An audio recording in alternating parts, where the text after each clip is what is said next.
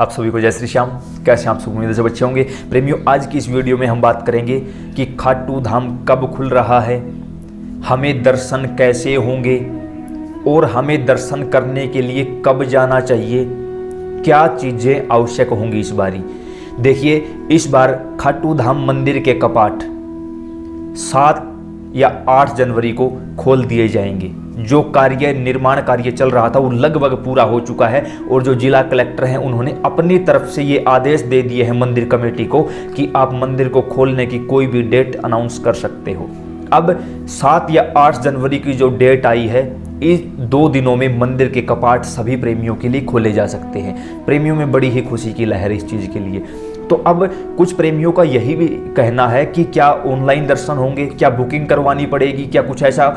जैसे देखिए, उसके साथ साथ मैं आप लोगों से माफ़ी भी चाहूँगा कि आप लोगों के इतने ज़्यादा फ़ोन व मैसेज व कमेंट्स हैं कि हम नहीं अटेंड कर पाते सभी को। जितना हमसे हो पाता है हम अटेंड करते हैं। बाकी माफ़ी चाहूँगा आप लोगों के लिए कि कई बार हमें फ़ोन हमारा फ्लाइट मोड रखना पड़ता है, क्योंकि हमारी भी पूजा साधना चलती रहती है। उसके साथ साथ आप सब इतना प्रेम दे रहे हो, इसके लिए ये एक ऐसा कर्जा है जो हम कभी चुका भी नहीं सकते और सच मानिए हम कभी चुकाना भी नहीं चाहते। ये आप सभी का प्रेम और मेरे ठाकुर का आशीर्वाद है कि आज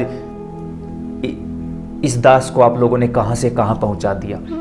प्रेम है, बस इस प्रेम को कम मत होने देना। हम कोशिश करते रहेंगे आप सभी के साथ कदम से कदम मिलाकर चलने की। अब जैसे हम श्रीधाम खाटू जाएंगे बाबा के दर्शनों के लिए, तो हमें रिंगस में भी अलग से सफाई की व्यवस्था देखने को मिलेगी।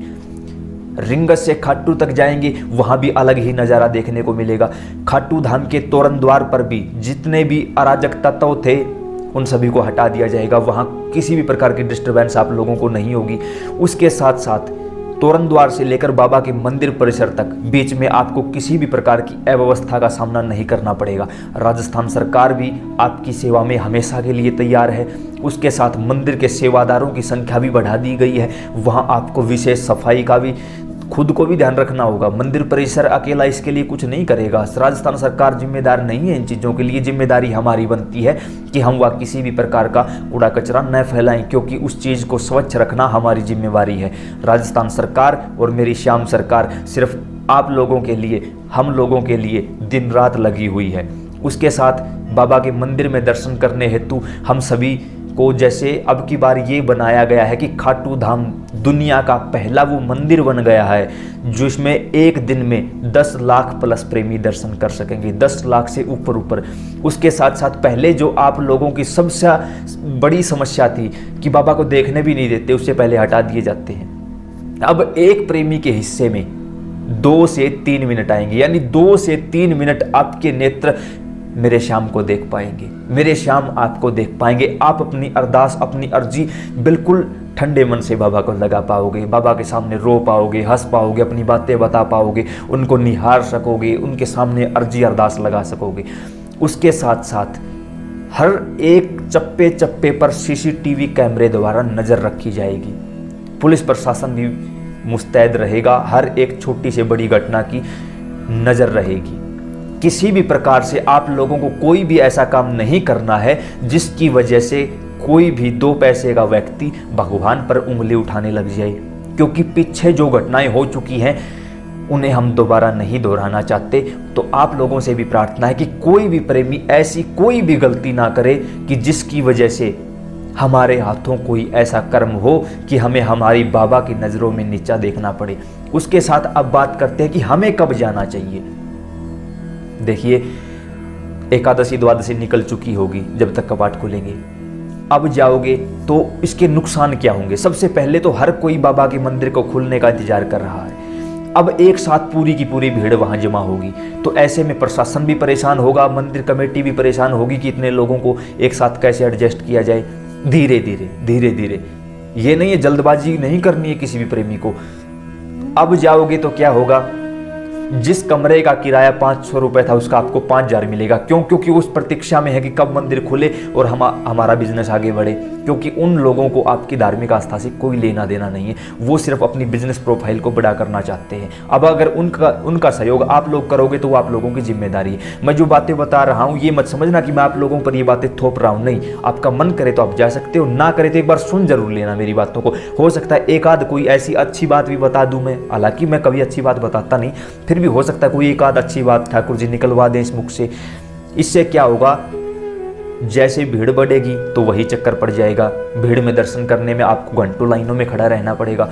दूसरी बात, वहाँ पर हर चीज़ के दाम बढ़े हुए मिलेंगे, क्या फ़ायदा, कोई फ़ायदा नहीं होगा। उसके साथ साथ जैसा कि आप लोगों के मेरे पास फ़ोन आए हैं, बागा चाहिए, बागा चाहिए, बागा चाहिए, बागा केवल और केवल बसंत पंचमी के दिन मिलता है, बाबा के मंदिर में मिलता है, किसी भी श्याम मंदिर में ले लीजिए, मिल जाएगा।